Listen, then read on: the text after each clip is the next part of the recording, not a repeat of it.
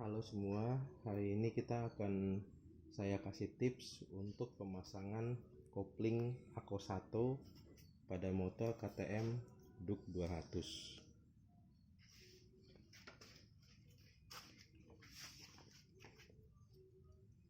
Jadi yang pertama itu kita harus melepas grip ini. Nah, tipsnya ini tuh kita menggunakan cairan silikon.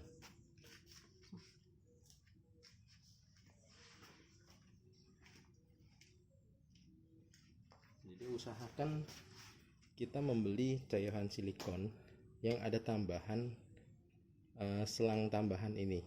Fungsinya adalah untuk mempermudah ketika kita akan melepas grip ini. Jadi ini selangnya ini diarahkan ke sini, kemudian disemprotkan, atau bila sulit dari posisi ini bisa juga dari sini seperti ini. Jadi ini disemprotkan supaya ini mudah terlepas gitu. Nah,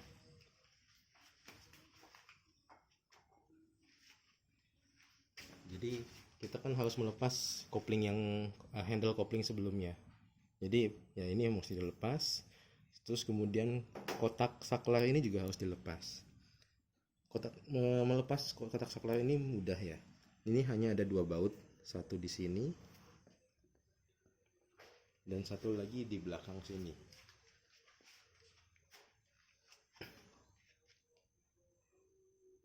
Ini tinggal dilepas saja pakai obeng kembang ya.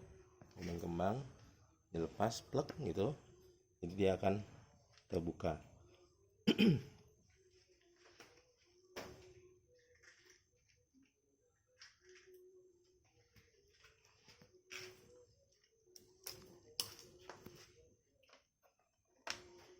Terus kemudian kita juga harus melepas batok depan ini, batok headline depan ini. Caranya cukup mudah ya. Ini sebenarnya dia ada 2 baut di sini dan di sini. Bentuk bautnya ini seperti ini.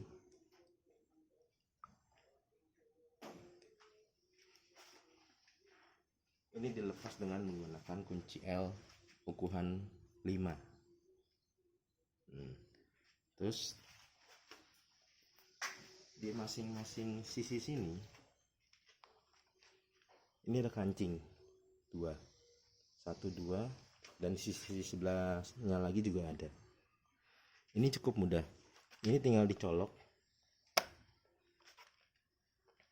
ditarik aja pakai kuku kalau kuku, dan bentuknya ini seperti klip mobil. Jadi kalau dia sudah didorong, dia posisinya seperti ini. Nanti untuk penggunaannya kembali tinggal dimasukkan seperti ini, nanti tinggal dicolok lagi, ditekan lagi ininya.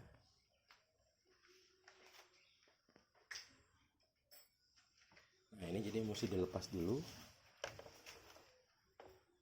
Ini mesti diperlahan karena di sini itu ada dudukan bautnya yang mudah kita lepas juga. Seperti ini. Dilepas saja. Nah, ini mesti dipegang dulu supaya tidak hilang. Sebelahnya juga sama.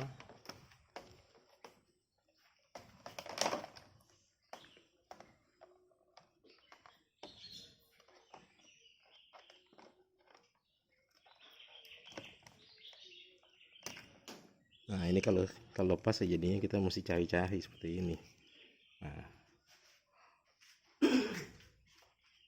Nah, ini kebetulan saya dipakai dudukan plat nomor depan. Jadi ini batok lampu ini tertahan sama ini, jadi tidak terbuka langsung gitu ya. Ada fungsinya juga sih. Jadi untuk melepas handle kopling yang lama supaya berfungsi semua, kan kita mesti ngelepas switch untuk sensor kopling kalau kopling ini ditekan gitu loh. Jadi kita mesti mengganti kabelnya. Nanti saya lanjutkan, tapi sebelumnya saya mau menunjukkan sesuatu. Ini di motor ini saya juga pasang USB charger merek Daytona.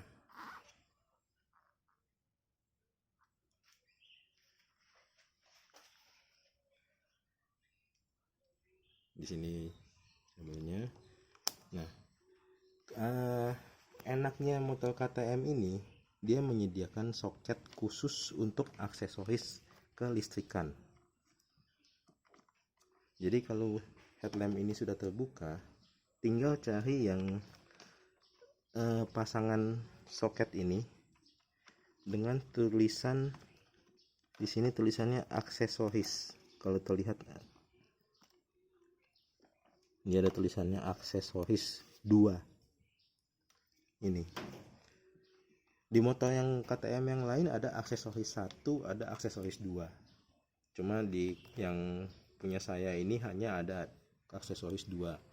Aksesoris 2 itu maksudnya dia baru ada aliran listrik ketika kunci kontak di posisi on. Kalau nggak di posisi on ya nggak ada aliran listrik gitu.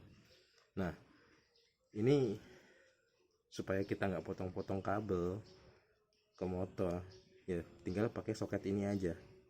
Jadi ini soket aslinya, keluaran KTM, maksudnya aliran listriknya dari sini. Terus kemudian yang Daytona punya saya sesuaikan dengan skun dari motor KTM ini. Jadi model skunnya itu seperti ini, atau bisa juga pakai yang seperti ini. Nanti tinggal potong kabelnya yang dari Daytona. Ini kabelnya panjang sekali, ini tinggal dimasukkan ke dalam ini, tinggal dikerimping ulang atau ditekan pakai tang, cukup.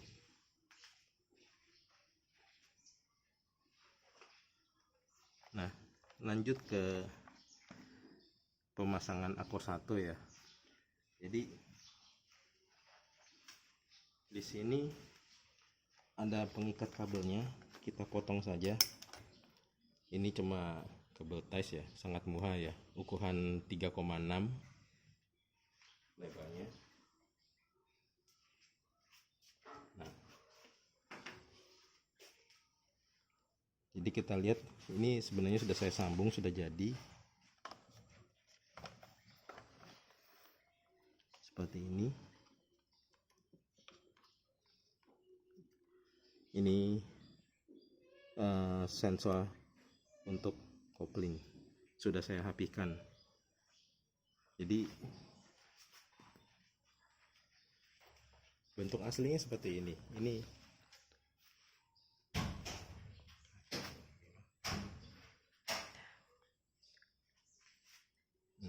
Ini adalah originalnya KTM. Jadi yang ini yang sambung ke level kopling original, ini yang dicolok ke sini.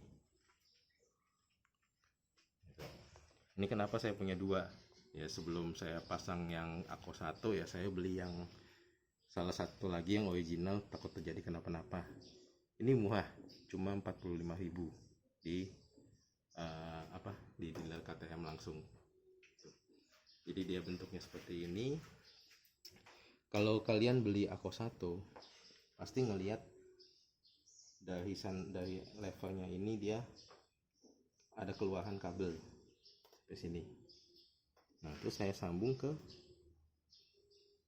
kabel originalnya ini. Saya potong di sini, klik. Terus ya dibuka pembungkusnya, kemudian disambung aja ke originalnya Akko 1. Nggak usah takut salah nyambung kabel, itu dibolak-balik sama aja. Nah, cara sambung kabel yang rapi ini bisa saya tunjukkan.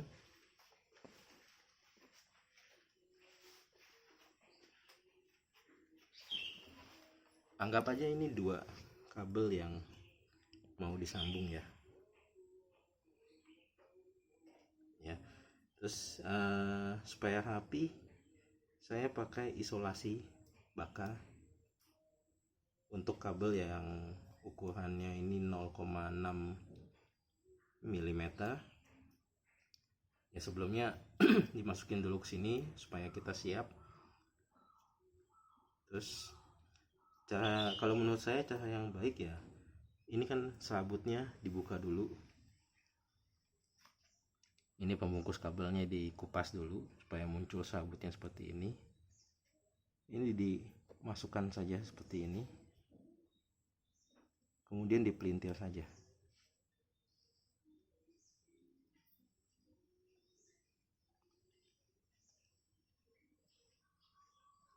Supaya dia menjadi satu.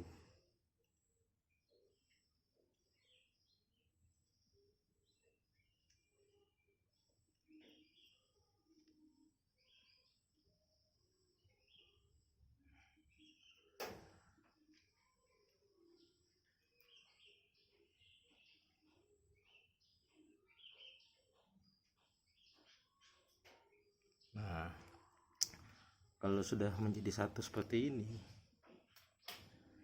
selongsong bakalnya didorong ke sini, posisikan di tengah-tengah. Mudah, tinggal pakai korek api saja, dipanaskan.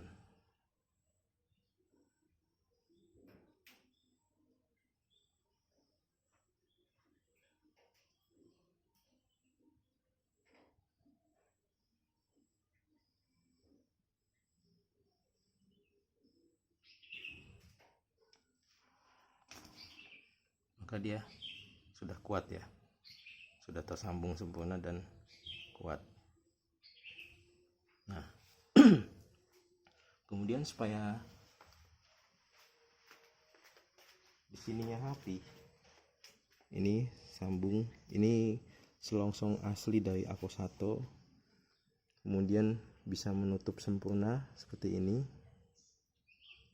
Saya menggunakan selongsong bakal ukuran 8 mili. Jadi ini dimasukkan dulu ke sini, nanti setelah selesai menyambung kabel, kemudian didorong kembali, nanti tinggal dipanaskan sama tadi caranya dengan korek api.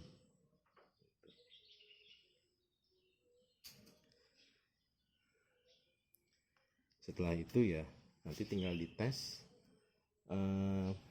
ketika posisi motor on, kita injek kopling, apakah motor bisa nyala atau tidak, kopling masuk bisa nyala atau tidak. Kalau misalkan dia motornya tidak bisa nyala, ya berarti sensor ini bekerja sempurna gitu. Nah, ini pemasangan Ako1 di motor KTM ini ada beberapa penyesuaian ya, tidak bisa begitu aja. Yang pertama itu adalah mengubah dudukan setelan mul untuk kabel kopling ya. Tadinya dia yang ini di satu sisi berbarengan dengan penguncinya, jadi dua mul ini ada di sisi sebelah sini. Ini satu saya ubah ke sini supaya ini bisa lebih masuk lagi kabel koplingnya, jadi dia bisa mentok sampai posisi terakhirnya gitu. Karena mungkin Ako1 itu mengubah tarikan untuk kabel kopling ini, jadi ini mesti lebih masuk lagi seperti itu. Yang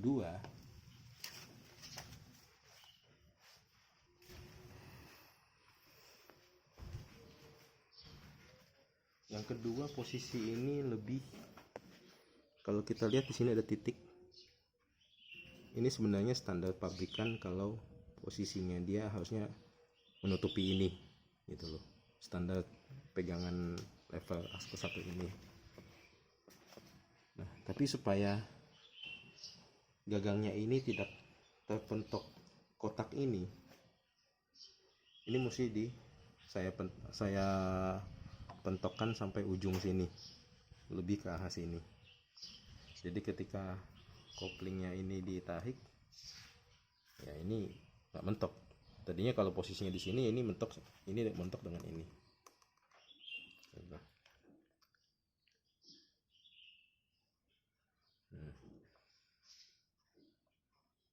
Jadi setelah ini terpasang, ya setting dulu kabel kopling yang di sini sampai ujung sini. Kemudian yang terakhir ya seperti biasa, tinggal menyesuaikan ketegangan kabel kopling di sini dengan posisi level Ako 1 ini supaya tidak mentok ke sini. Juga sekaligus ini benar-benar habis. Ketika habis ditekan, dia tidak mentok dengan grip. Jadi kopling tertarik sempurna.